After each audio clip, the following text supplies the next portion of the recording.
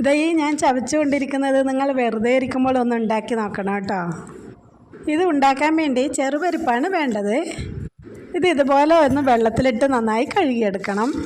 കഴുകിയെടുത്തതിന് ശേഷം ഉണക്കിയിട്ട് വേണം എണ്ണയിലോട്ട് ഇട്ട് കൊടുക്കാൻ കേട്ടോ.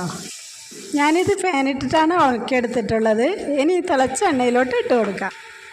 എന്നിട്ട് നന്നായി ഒന്ന് ഇളക്കിക്കൊണ്ടിരിക്കണം. ഇളക്കി ഇതുപോലെ ബ്രൗൺ കളറായി കിട്ടണം. അങ്ങനെ എല്ലാം നന്നായി വറുത്ത് കിട്ടിയിട്ടുണ്ട്. ഇനി എല്ലാം കോരിയെടുത്ത് ഒരു പാത്രത്തിലോട്ട് ഇട്ട് കൊടുക്കാം. പാത്രത്തിലോട്ട് ഇട്ട് കഴിഞ്ഞ് അതിലോട്ട് ആവശ്യത്തിന് ഉപ്പും കാശ്മീരി മുളക് പൊടി ഇട്ട് മിക്സ് ചെയ്ത് കൊടുക്കാം. ഇനി നമുക്ക് വെറുതെ ഇരിക്കുമ്പോഴെല്ലാം നിലക്കടല കഴിക്കും പോലെ കഴിക്കാം. അപ്പോൾ എല്ലാവരും ഒന്ന് ഉണ്ടാക്കി നോക്കണേ. ഈ വീഡിയോ ഇഷ്ടപ്പെട്ടാൽ ചാനൽ സബ്സ്ക്രൈബ് ചെയ്ത് ഒപ്പം ലൈക്കും ഷെയറും ചെയ്ത് നമ്മൾ സപ്പോർട്ട് ചെയ്യാൻ മറക്കല്ലേ.